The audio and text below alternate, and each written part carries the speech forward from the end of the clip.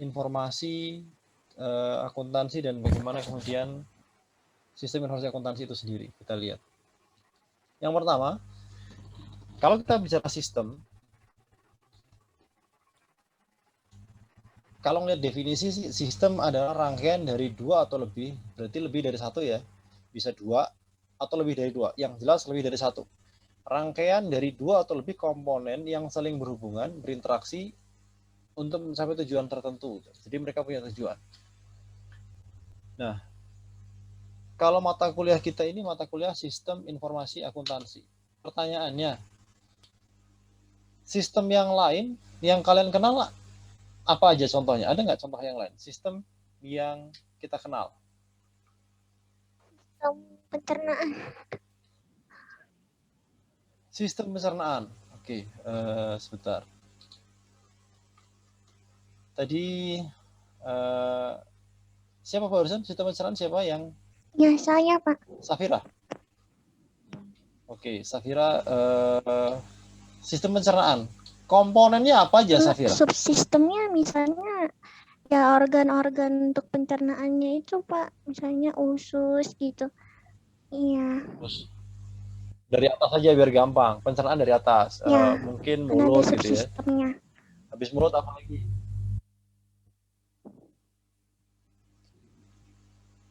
Setelah mulut apa lagi, Safira? Ke lambung. Maksudnya lompat tuh di bypass. Mulut ke lambung. Mulut biasanya kita sebut kerongkongan gitu ya.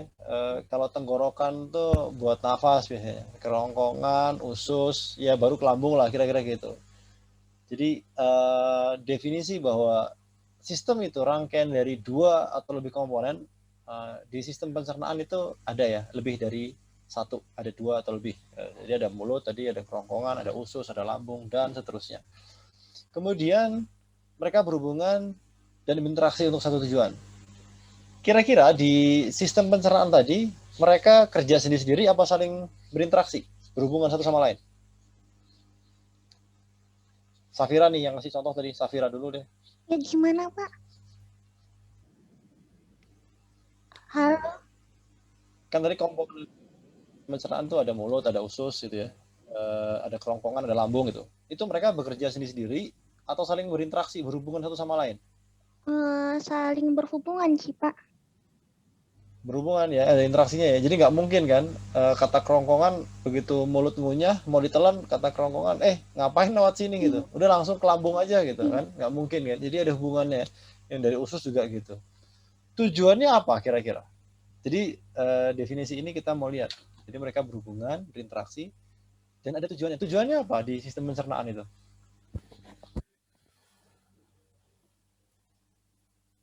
Apa, Safira, tujuannya? Untuk mencerna makanan dan menyalurkannya nanti energinya ke tubuh, Pak. Oke, jadi ada tujuannya. Tujuannya, saya pikir mau jawab, tujuannya biar kenyang, Pak. Enggak. Ternyata mencerna makanan, diambil nutrisinya untuk energi tubuh. Oke lah, kira-kira itu. Baik, terima kasih, Safira. Itu contoh ya, contoh sistem pencernaan. Ada sistem yang lain nggak? Ada yang punya contoh satu lagi? Sistem yang lain?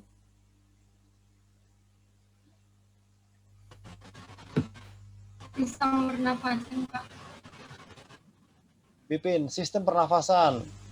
Apa aja Pipin ini ya, komponennya? Dari kayak hidung, Hidung, tenggorokan, tenggorokan, taring, terus paru-paru.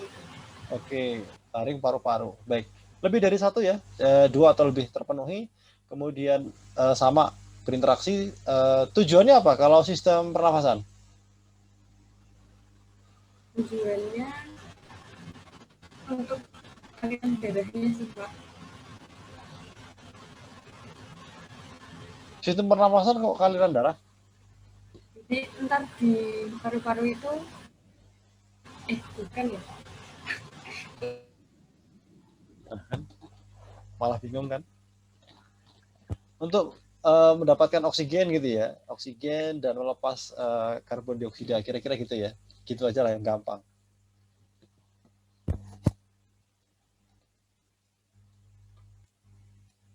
Sepakat ya Pipin ya? Kira-kira tujuannya itu ya? Sepakat nggak nih?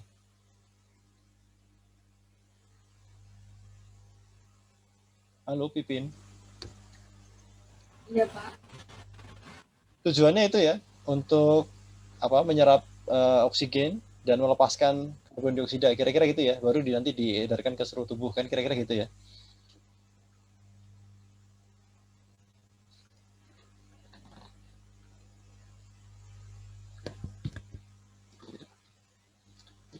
Ini yang putus saya atau Pipinnya? Sepertinya Pipinnya, Bapak. Oke, baik. Nah, itu tadi contoh ya, contoh sistem yang kita kenal. Ada sistem pencernaan, pernafasan, mungkin tadi ada cerita peredaran darah, sistem peredaran darah juga. Ada juga nanti sistem pemerintahan juga ada sistem. Contohnya mungkin ada eksekutif, legislatif, yudikatif gitu. Jadi ada lebih dari satu, dua atau lebih. Mereka berinteraksi dan punya tujuan. Kalau sistem pemerintahan ya tujuannya penyelenggaraan negara kira-kira gitu. Nah, yang kita mau bahas sekarang adalah sistem informasi akuntansi. Sistem kita lihat komponennya lebih dari satu, interaksi, berhubungan, punya tujuan. Nah, sekarang kalau kita bicara sistem informasi akuntansi, kita juga kenal yang namanya informasi. Masalahnya, ketika kita bicara informasi, di dalam informasi itu ada yang namanya data. Informasi adalah data yang telah diolah menjadi sebuah bentuk yang berarti atau punya makna bagi penerimanya, sehingga bermanfaat bagi pengambilan keputusan, baik saat ini maupun akan datang. Itu adalah informasi. Tadi ya, informasi itu adalah data. Nah, data sendiri itu adalah fakta yang dicatat dan disimpan. Jadi kalau kita bicara data, data itu adalah fakta, kejadian yang benar terjadi. Kalau bukan namanya hoax ya. Kita sering kenal istilah hoax itu. Itu bukan sesuatu yang benar-benar terjadi. Itu hoax nih, bohong nih. Nah, data adalah fakta yang dicatat dan disimpan. Maka kita akan sulit untuk mengatakan bahwa sesuatu itu data kalau tidak ada catatan dan tidak ada recordnya. Contoh, misalkan ada yang bilang, dulu Nabi Adam itu punya keturunan yang namanya kayak orang Indonesia loh, namanya Joko gitu. Tahu dari mana? Ya udah percaya aja gitu. Kita tidak bisa menguji data itu, betul itu data fakta yang betul-betul terjadi, karena nggak ada yang mencatat dan nggak ada yang menyimpan catatan itu. Maka kita akan kesulitan untuk bisa menerima itu sebagai data. Jadi ingat, data itu komponennya adalah dia adalah sesuatu yang betul-betul terjadi, fakta, tapi juga tercatat dan juga disimpan. Nah, itu data. Informasi adalah data yang sudah diolah sehingga punya arti atau punya bentuk, punya makna yang bermanfaat bagi pengambilan keputusan baik saat ini maupun akan datang. Sekarang kita lihat. Ada yang bisa bantu saya? Tadi Aribia jangan lupa ya. Aribia jangan lupa bantu saya untuk buat catatannya. Ada yang bisa bantu saya enggak? Apa contohnya data dan apa contohnya informasi? Maaf Pak, putus-putus tadi Pak. Putus Pak. Oke. Baik. Saya ulang ya. Tadi kalau kita bicara data, data adalah fakta yang dicatat dan disimpan. Jadi harus fakta, betul-betul faktual terjadi, kemudian dicatat, ada recordnya dan disimpan. Sedangkan informasi adalah data yang sudah diolah menjadi sebuah bentuk yang punya arti, punya makna bagi penerimanya untuk mengambil keputusan. Jadi dia ada manfaatnya untuk bisa digunakan sebagai dasar pengambilan keputusan, baik saat ini maupun akan datang. Nah, saya kepingin ada yang bisa bantu saya nih. Contoh data dan informasi itu apa? Data contohnya ini Pak, ini yang disebut sebagai data. Informasi contohnya ini. Nah, kita akan melihat definisi ini kira-kira seperti apa. Ada yang bisa punya contoh nggak? Data itu apa? Contohnya informasi itu apa? Pak. Ya Pak, dimisalkan ya? jauh-jauh dari lembaga contoh data penerima kuota. Nah, berarti kan sebelumnya tuh kita dari BAK menginformasikan kan Pak, kayak untuk untuk mengumpulkan data tersebut kita informasiin Pak. Nah, informasi dalam bentuk jarkoman. Nah, makanya misalkan data penerima itu datanya. Nah, informasinya apa? Nanti kan di informasi disebarnya lebih lanjut Pak, kalau lebih gitu Pak. Oke, data penerima kuota. Informasinya apa nih? Contohnya informasinya tadi apa? Bakal terima kuota gitu ya. Informasinya gitu Pak. Informasinya apa? Data-data yang telah diterima telah di ACC lah gitu Pak. Oke, baik. Baik, yang sudah diterima.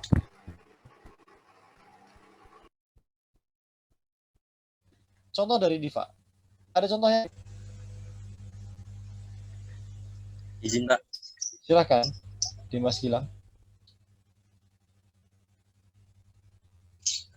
Kalau menurut saya Pak, misalnya kalau dalam akuntansi, data itu seperti catatan-catatan transaksi antara satu.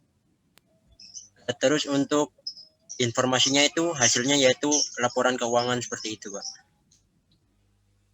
Oke, jadi contohnya datanya adalah catatan transaksi gitu ya. Kalau kita bilang ya apa namanya faktur ya, kayak faktur catatan atas transaksi yang terjadi gitu ya. Kalau penjualan ya faktur penjualan. Informasinya laporan keuangan, gitu ya. Iya Pak. Betul. Baik. Itu contoh kedua. Ada lagi nggak yang punya contoh? Silakan, Aribia.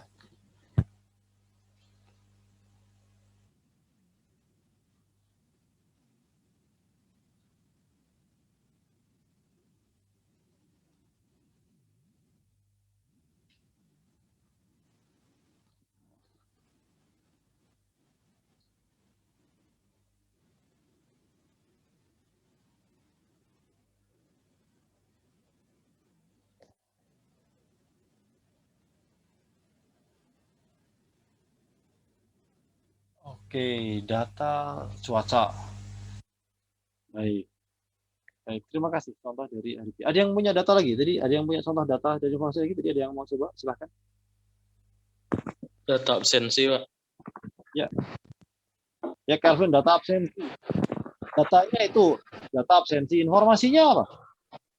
Informasinya ketika nanti, misalnya nih Pak, kayak Bapak kan udah ngabsen mahasiswa kelas 422 nih, tadi udah hadir semua. Terus kan nanti data tuh disampaikan ke BAK. Nah, dari BAK sendiri nanti kan berarti udah bisa ngelihat tuh bahwa siswa-siswi, mahasiswa-mahasiswi kelas 422 tuh udah hadir semua. Nah, ini tuh bisa nanti jadi pertimbangan buat misalnya ada evaluasi yang diperlukan lagi ke depannya. Oke, baik. Baik, kalau begitu. Data absensi ya. Nah, sekarang gini.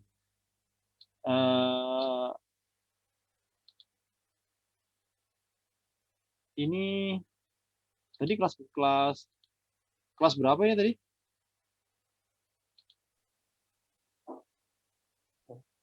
Empat berapa kelas kalian? Lupa. 22. Datanya adalah 4 kelas 422. Sedangkan informasinya tadi digunakan oleh BAK. Oke deh. Sekarang gini. Sekarang saya mau tanya.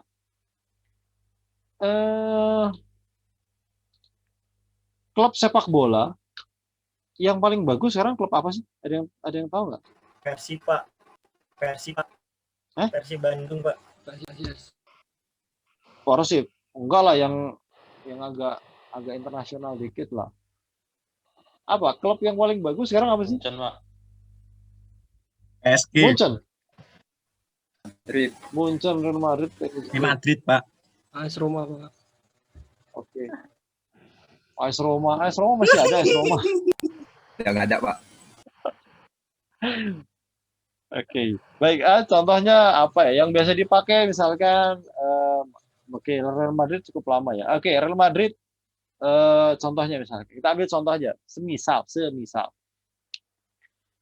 kita dapat berita nih, kita baca berita di Detik. Harga saham klub sepak bola Real Madrid turun dari sekian per lembarnya ya, misalkan. Dari sekian menjadi sekian atau turun sekian persen lah. Kita turun sekian persen.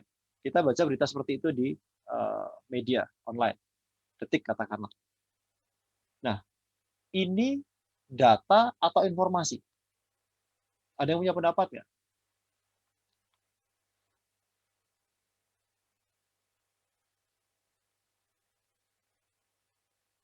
Menurut kalian, ini data atau informasi? Sepertinya informasi ya, Pak. Siapa nih? Farhan ya? Iya, Pak. Kenapa informasi, Farhan? Karena saat pembuat berita itu membuat berita tersebut, pembuat pasti sudah mengumpulkan data-data, terus dibuat sebuah berita untuk bagaimana menerimanya, untuk membuat keputusan gitu, Pak. Apakah mungkin bisa dibeli atau gimana? Oke, harga sahamnya turun Real Madrid. Ini adalah informasi. Ada yang punya pendapat lain? Atau sama semuanya menganggap bahwa ini informasi?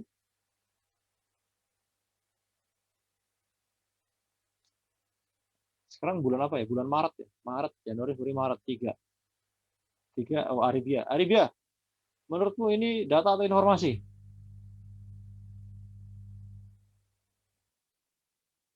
Kenapa?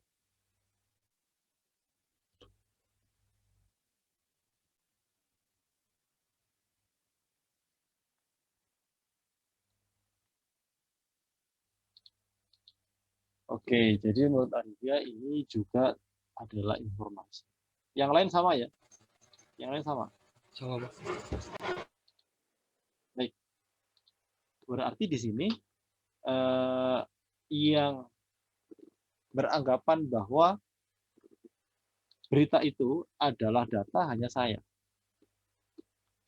Bagi saya, itu adalah data. Buat saya informasi ya. Bedanya di mana? Oke, kita lihat. Kalau kita tahu harga saham klub sepak bola Real Madrid itu turun, apa yang akan kita lakukan? Keputusan apa yang mau kita ambil? Kalau saya, karena saya nggak punya dana untuk investasi, nggak akan beli juga, bodoh amat nih, sahamnya mau turun, mau naik, nggak ada urusannya dengan saya. Buat saya, dia tetap menjadi data. Gitu ya. Buat saya, dia tetap menjadi data. Lain ceritanya, kalau ada investor yang dia punya dana, yang dia mau investasikan, dan dia sedang melirik klub sepak bola. Harga saham Real Madrid lagi turun nih. Kemudian dia melihat data-data yang lain. Perekonomian juga lagi struggling. Tapi vaksin sudah mulai berjalan. Ada prediksi bahwa 2 tahun ke depan perekonomian akan pulih dan kondisi saham klub sepak bola itu mungkin akan naik lagi karena sekarang sepi penonton lah, kira-kira seperti itu mungkin. Nah, bagi investor ini berita tadi adalah informasi karena dia akan mengambil keputusan apakah dia akan mengalokasikan dana yang dia rencanakan untuk investasi itu untuk beli sahamnya atau dia akan larikan ke tempat yang lain. Maka karena itu menjadi dasar pengambilan keputusan, maka dia baru berubah menjadi informasi. Tapi lihat ya, datanya tadi diolah bersama dengan data yang lain. Kira-kira gitu. Kita pakai contoh yang lain. Kalau di Bandung, kita tahu di Bandung, di sekitar ITB, harga rata-rata kos-kosan di sana itu 10 juta per tahun. 10 juta per tahun. Ini data atau informasi? Data, Bapak. Dimas, data. Kenapa data nih, Mas? Karena masih belum meneliti data-data yang lain, Bapak, sehingga belum bisa digunakan untuk mengambil keputusan. Oke, baik. Terima kasih. Ini Mas. Ada yang lain? Yang punya pendapat lain? Data, Pak. Karena saya masih Data. mahasiswa PKN STAN, Pak. Oke, karena mahasiswa PKN STAN, maka buat saya itu data. Gitu ya. Mau harganya 1 juta sekalipun, ya saya nggak mungkin ya kuliah di STAN, ngekosnya di Bandung gitu. Kira-kira gitu. Nah, sekarang kita coba mulai lihat. Ternyata tadi ada contoh laporan keuangan. Laporan keuangan itu kan kita tahu tahapannya, misalkan laporan keuangan perusahaan atau bahkan laporan keuangan pemerintah. Itu cara nyusunnya itu kan luar biasa. Effortnya sedemikian besar, datanya sedemikian detail gitu ya. Tapi ternyata untuk menentukan sesuatu itu data atau informasi tidak berdasarkan pada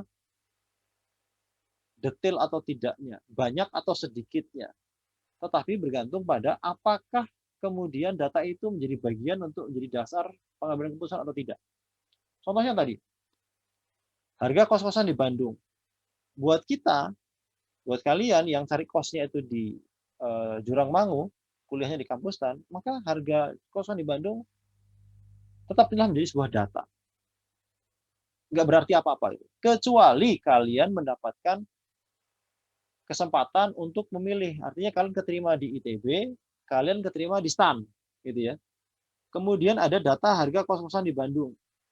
Nah, salah satu concern pertimbangannya adalah biaya. Kalian mau lihat nih, biaya kuliah di Bandung plus kos-kosan sama di STAN kira-kira perbandingan seperti apa. Itu akan menjadi informasi karena kalian akan mengambil data itu sebagai dasar pengambilan keputusan.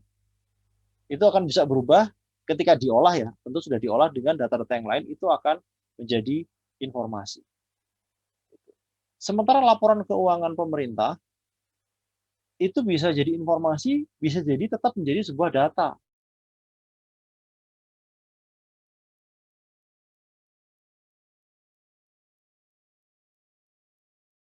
Meskipun sangat-sangat tapi buat investor luar negeri, buat para pelaku pasar, mungkin akan menjadi informasi. Meskipun datanya kompleks, tapi dia tetaplah menjadi sebuah data kalau tidak bermanfaat untuk pengambilan keputusan. Meskipun datanya simple, sederhana, diperoleh dengan cepat tanpa effort yang luar biasa besar, tapi bisa menjadi informasi kalau memang dia berpengaruh terhadap pengambilan keputusan. Contoh, hasil swab pegawai di salah satu kantor Kementerian Keuangan, ya. Contoh lah misalnya PKN STAN itu ya. Hasil swab salah satu pegawai PKN STAN ternyata positif COVID. Padahal swab kan cuma masukin alat kayak cotton bud ke hidung gitu ya, sederhana sekali. Sudah satu orang dites ternyata dia positif. Hanya dengan data satu itu saja, kemudian bisa diambil keputusan yang begitu besar. Contohnya, diputuskan karena ada pegawai yang positif, maka kampus STAN diliburkan. Semua pegawainya di swab, mahasiswa dirumahkan. Kemudian ada pegawai yang mengatakan, oke pegawai ini kena, maka saya jangan deket-deket sama dia. Saya memutuskan untuk jangan deket-deket sama pegawai yang positif tadi.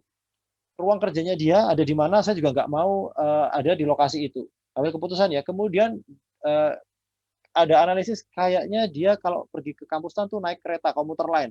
Ada kemungkinan dia tertular dari komuter lain, maka saya juga akan menghindari komuter lain. Itu kan diambil keputusan ya, meskipun dari hasil yang sederhana.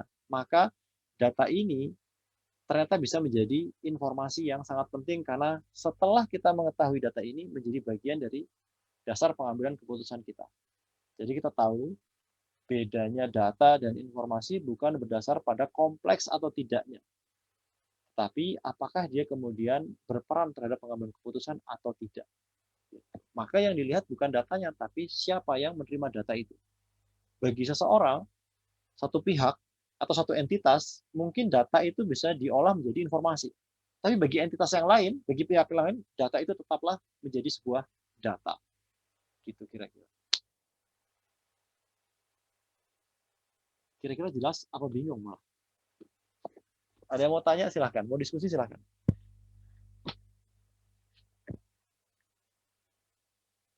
Jelas apa bingung? Pak, izin nanya Pak. Berarti data tersebut kayak apa ya? bisa aja misalkan si orang pertama ini nggak bisa nerima data tersebut karena ya tidak sesuai dengan keadaannya gitu Pak, tadi data itu. Ya nerima saja, sama kayak kita baca berita dari Detik kan, semuanya bisa baca.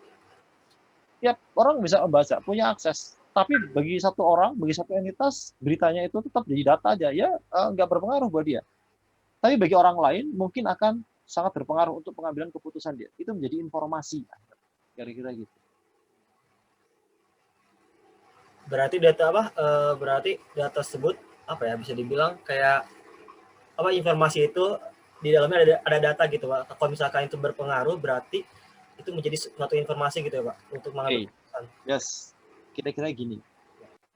Kalau kita ada di kampus TAN, terus kita mau ke Bintaro Plaza, gitu ya.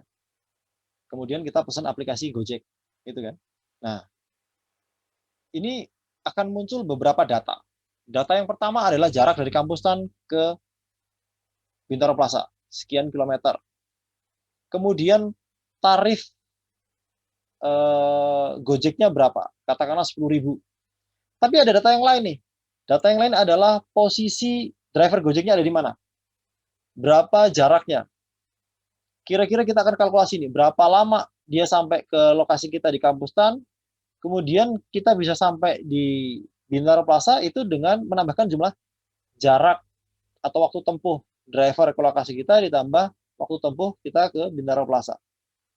Itu kan datanya kita gabung semua ya, datanya dari aplikasi Gojek, ketemu siapa drivernya, kemudian motornya nih, motornya apakah NMAX, PCX, atau motor jadul gitu ya, kan ketahuan di situ kan, ada semuanya kan. Nah dari situ ditambah dengan data melalui GPS gitu. Dari map, Google Map digabung pakai GPS, ketahuanlah lokasi-lokasi itu. Nah dari situ data-data itu dikumpul jadi informasi buat kita untuk mengambil keputusan. Apakah saya lanjutkan orderan aplikasi ini atau saya cancel? Ini drivernya kejauhan, ini jaraknya, saya nunggunya kelamaan. Kita bisa putuskan dari situ. Atau ini ternyata motornya jelek. Kita ambil keputusan kan? Dia jadi informasi untuk kita. Itu kira-kira yang terjadi. Maka memang informasi itu tersusun dari data-data yang diolah. Kemudian dia menjadi informasi. Yang penting kita bisa membedakan mana data, mana informasi. Sekompleks apapun, kalau itu belum kita pakai, maka dia adalah data. Kira-kira itu. Tapi sesederhana apapun, kalau dia sudah diolah dan bermakna untuk kita, dia jadi bagian dari informasi. Kira-kira gitu. Itu bedanya. Gitu, Diva. Saya paham, Pak. Ada yang lain?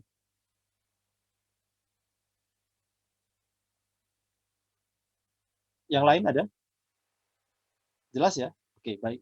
Baik kalau jelas. Nah, sekarang itu tadi data, informasi, kemudian sebelumnya sistem. Akuntansi, oke lah, akuntansi kan paham. Akuntansi adalah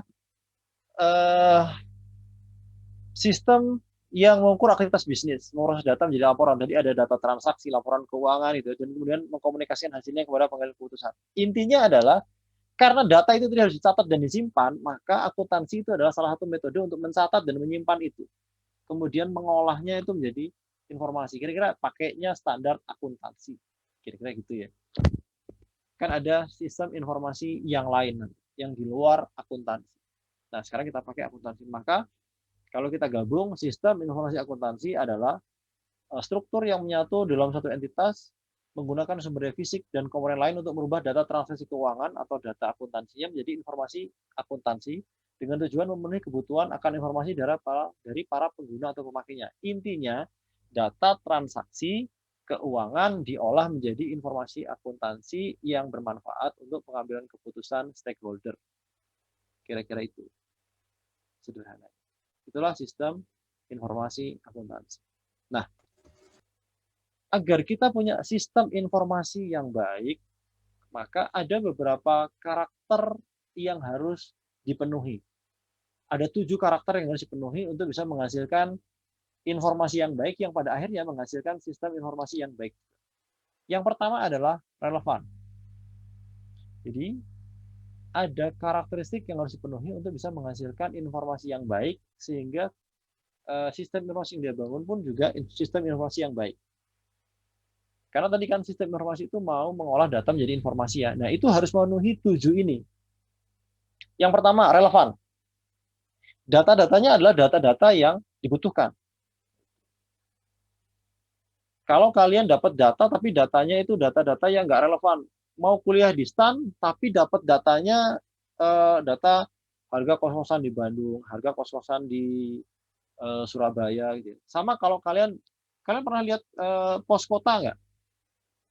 Koran pos kota pernah tahu?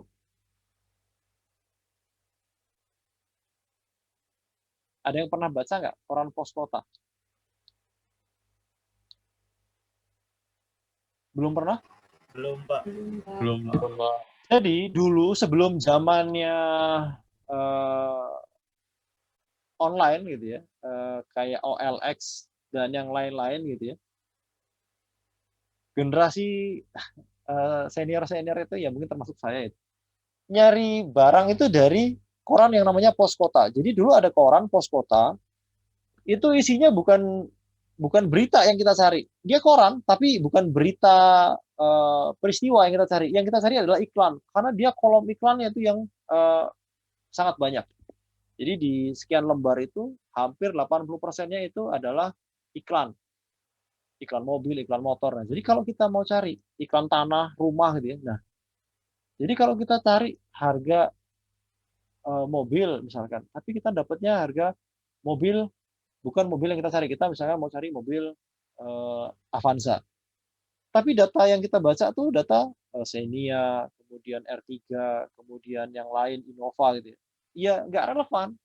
Kita dapat data, oh harganya range-nya sekian, tapi nggak relevan, tidak sesuai dengan kebutuhan kita. Maka kalau kita mau dapat informasi yang baik, maka kita harus mengumpulkan yang relevan dengan kebutuhan kita, kira-kira gitu. Yang kedua adalah karakteristik andal. Andal itu akurat, artinya bebas dari kesalahan yang signifikan, yang mayor ya. Tapi ya kita anggaplah bebas dari kesalahan.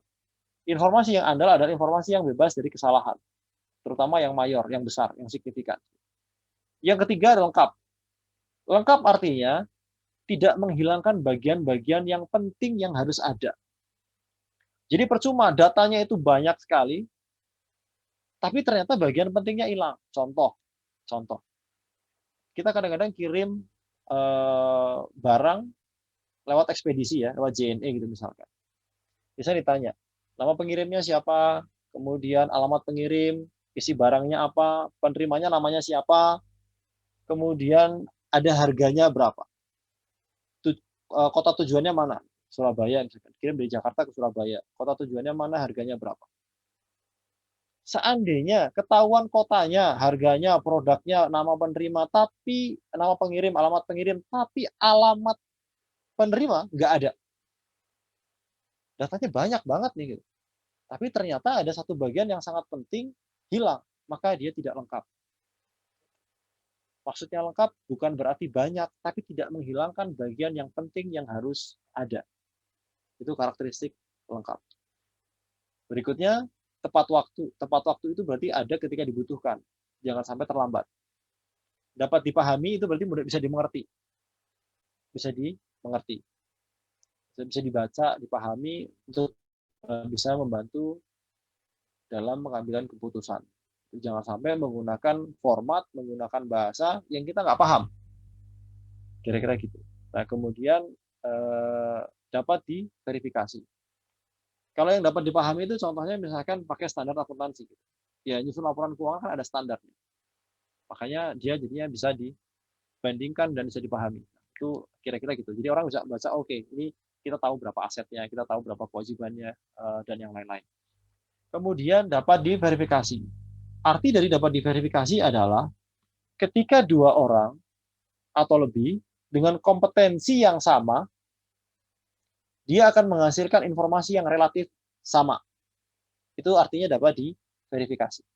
Akuntan lulusan STAN sama akuntan lulusan UI dan UGM itu kira-kira ya kalau bikin laporan keuangan dengan data transaksi seperti ini, hasilnya kira-kira seperti inilah. Itu berarti dapat diverifikasi. Itu adalah informasi yang baik. Kalau tidak, ini kok kalau yang nyusun akuntan dari UI kayak gini, kalau yang nyusun dari STAN kok kayak gini ya? Maka dia bukan informasi yang baik. Artinya pengambil keputusan akan bingung. Ini sebenarnya yang benar yang mana? Jadi Dapat diverifikasi maksudnya adalah ketika ada dua orang dengan kompetensi yang sama, dia akan menghasilkan informasi yang relatif sama. Makanya ketika membaca laporan keuangan dengan standar yang benar, kalau yang nyusun itu akuntan perusahaan, yang audit itu akuntan dari kantor akuntan publik atau dari BPK atau BPKP, membacanya akan sama, kira-kira gitu. Karena mereka punya kompetensi yang sama, akan menghasilkan informasi yang relatif sama. Itu maksudnya dapat diverifikasi. Jadi kalau dua orang kompetensinya sama, ya informasinya hampir sama lah. Maka informasinya itu berarti verified, dapat diverifikasi. Yang terakhir adalah dapat diakses. Karena informasi itu tadi dari data yang dicatat dan disimpan, maka mengakses ke tempat menyimpan itu juga menjadi salah satu karakteristik informasi itu baik. Jangan sampai ketika dibutuhkan kita nggak bisa mengakses lagi. Itu kira-kira. Jadi itu adalah 7 karakteristik yang harus ada untuk bisa menghasilkan informasi yang baik, yang pada akhirnya membangun sistem informasi yang baik juga. Kalau ada salah satu yang tidak terpenuhi dari 7 ini, maka kita khawatir bisa jadi datanya benar tapi bermasalah. Dan kita bisa mengatakan tidak valid. Gitu kira-kira. Tidak valid. Misalkan datanya benar sih, tapi ada yang nggak lengkap, ya nggak valid. Nggak valid artinya kalau kita mau pakai untuk mengambil keputusan bisa mislead. Datanya benar semua kayak tadi ya, JNE itu datanya benar semua, tapi nggak lengkap. Gitu. Jadi nggak valid, tidak valid untuk bisa jadi dasar pengambilan keputusan karena ada yang tidak lengkap. Contohnya itu, kira-kira begitu ya. Jadi kalau ada yang kurang, jadinya ada masalah. Nah ini kalau kita mau bangun di SIA kira-kira harus memenuhi 7 karakteristik informasi yang ada di depan. Relevan, andal, lengkap, tepat waktu, dapat dipahami, dapat diverifikasi, dan dapat diakses. Nah, untuk itu, fungsi dasar dari sebuah sistem informasi akuntansi ada 3. Yang pertama tadi, ngumpulin dan memproses datanya. Tentu data-data transaksi keuangan gitu ya. Setelah dikumpulkan, dicatat, direcord, kemudian disimpan, diproses, pada akhirnya SIA harus bisa menggunakan data-data yang sudah tercatat dan disimpan tadi untuk menghasilkan informasi yang berguna. Tidak semua data itu mungkin akan diolah pada waktu yang sama untuk kepentingan yang sama. Gitu kira-kira. Mungkin data itu disimpan untuk digunakan pada waktu yang berbeda atau pada keputusan yang berbeda. Tetapi kita tahu tujuan kita ngapain sih gitu. Apa saja yang kita perlukan untuk bisa mencapai tujuan kita. Informasi apa saja. Maka untuk bisa menyusun informasi ini, data-data apa saja yang harus ada. Nah itu kita catat, kita kumpulkan untuk pada akhirnya diproses menjadi informasi. Yang pertama, mengumpulkan dan proses data, jadi mengolah dari data-data yang ada, kontrol. Membangun kontrol itu pengendalian itu untuk menjamin 7 karakteristik informasi yang ingin kita bangun tadi di atas itu terpenuhi. Gitu kira-kira. Jadi kontrol itu adalah aktivitas pengendalian untuk memastikan bahwa 7 kriteria yang di atas itu terpenuhi.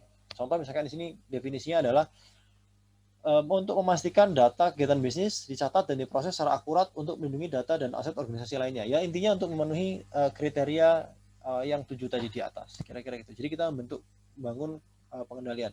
Jangan sampai datanya nggak lengkap, jangan sampai datanya itu tidak akurat, jangan sampai datanya itu tidak bisa diakses, jangan sampai datanya itu datangnya terlambat, tidak tepat waktu gitu ya.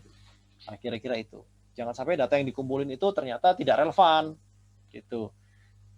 Maksudnya tidak relevan apa? Kita di informasi itu mengenal yang namanya garbage in, garbage out.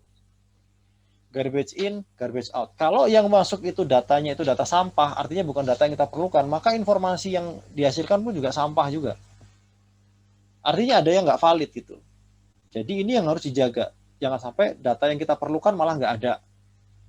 Yang masuk banyak, tapi bukan data-data yang relevan misalkan itu. Jadi tujuan pengendalian untuk menjaga tadi ya, yang 7 tadi itu. Nah, kira-kira itu. Ini adalah fungsi dasar dari sistem informasi akuntansi. Dan kemudian, karena tadi kita bicara sistem itu adalah kumpulan dari beberapa komponen, lebih dari satu, dua atau lebih, yang saling berinteraksi, berhubungan untuk mencapai tujuan. Maka dalam SIA itu ada beberapa komponen yang harus ada. Oke, sebentar. Ini slide sebelumnya ya. Jadi untuk membangun desain sistem itu ada beberapa hal yang berpengaruh. Yang pertama adalah strategi yang diambil oleh perusahaan. Strateginya mau seperti apa nih? Kemudian budaya organisasinya, dan yang ketiga adalah teknologi informasi yang digunakan. Nah, tentu akan berbeda untuk perusahaan seperti Telkomsel, Indosat misalkan, dibandingkan dengan organisasi yang bentuknya kayak warung makan ya, warteg gitu misalkan. Tentu berbeda. Pertanyaannya, seandainya sebuah organisasi itu melakukan pencatatan, pembukuan, tidak menggunakan komputer, masih pakai manual gitu ya, dicatat di buku gitu ya, transaksinya, penjualannya, pembeliannya, itu dicatatnya pakai buku manual gitu, bukan menggunakan komputer. Apakah dia sudah punya sistem informasi atau belum? Menurut kalian dia sudah punya sistem informasi atau belum?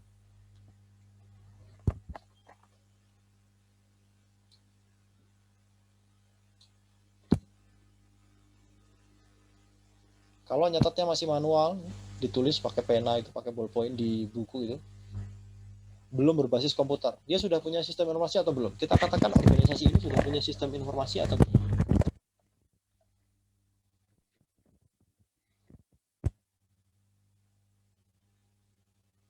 Sudah atau belum menurut kalian?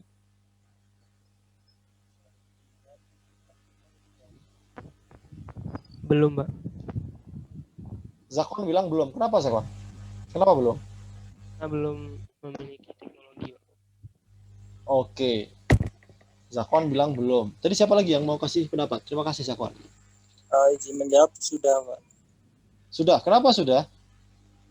Karena mungkin teknologi yang mereka punya itu hanya kertas itu, dan kertas itu nanti bisa untuk menyampaikan tujuan mereka, yaitu menyampaikan informasi tentang mungkin transaksi yang terjadi atau keuangan mereka gitu, Pak.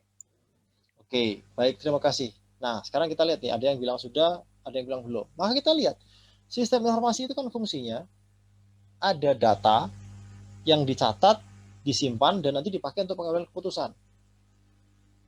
Kalau dia nyatatnya di buku, tercatat nggak? Tercatat ya. Tersimpan nggak? Ya tersimpan ya. Bisa dipakai nggak untuk dasar pengambilan keputusan? Bisa. Berarti sebenarnya dia punya sebetulnya sistem informasi. Hanya saja dari sisi teknologi, dia masih menggunakan teknologi yang sangat sederhana atau konvensional, bukan menggunakan computer based system. Itu saja. Maka tadi desain sistem informasi akuntansi yang dibangun itu akan sangat berpengaruh dengan tiga hal tadi. Strategi perusahaan mau seperti apa, kemudian budaya organisasinya. Kalian sudah belajar ini di manajemen harusnya, organizational culture itu. Budaya organisasi seperti apa, tone of the top dari pimpinan seperti apa dia kepinginnya. Pemanfaatan teknologinya mau yang agresif atau dia hanya sekedar untuk operation aja atau supporting saja bahkan ya. Kalaupun enggak juga enggak ada masalah gitu, kira-kira gitu. Dari strategi, dari budaya organisasi. Kemudian teknologi yang mereka gunakan atau teknologi, perkembangan teknologi yang ada itu akan sangat mempengaruhi desain sistem informasi akuntansi yang dibangun. Zaman dulu ya nggak ada yang pakai komputer karena teknologi informasinya belum sampai. Hari ini berbeda, teknologinya sudah berbeda, strategi perusahaan juga mungkin sudah berkembang, juga berbeda juga, budaya juga berbeda, maka desainnya juga akan berbeda. Nah, itu akan mempengaruhi desain SIA yang dibangun. Yang terakhir untuk materi hari ini adalah tadi komponen yang berhubungan dan berinteraksi dalam sistem informasi akuntansi itu ada beberapa. Yang pertama adalah orangnya. Orang yang mengoperasikan sistem dan melaksanakan fungsi-fungsi yang ada. Kemudian ada prosedur. Prosedur itu adalah tata cara, sequence, aturan, bagaimana menjalankan sistem itu. Kira-kira gitu ya. Prosedurnya, alurnya.